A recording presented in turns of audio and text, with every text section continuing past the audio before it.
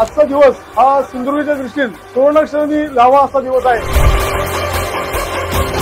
तसं सह्याद्री महामार्गामुळे येथील जनतेला आर्थिक तसेच साहसी खेळ, ट्रेकिंग, पर्यटनाच्या दृष्टीने अॅनिमलच्या पाहणी, फुलपाखरे तसेच पक्ष्यांना पाहणी यामुळे तेथील जनतेला त्याचा फायदा होईल।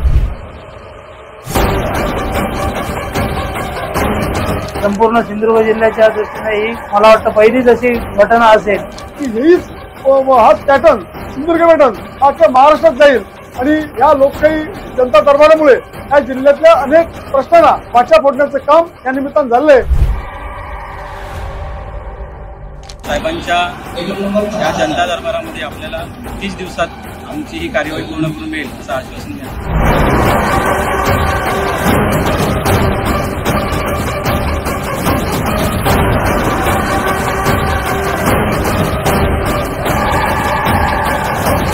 अशा प्रकारचं वर्णन या पालकमंत्र्यांचं आम्हाला करावं लागेल। जनतेत राहणारा आणि जमनीर असलेला पालकमंत्री असं काम हे रवींद्र चव्हाणांकडून सुरू आहे, त्याबद्दल त्यांना विशेष धन्यवाद।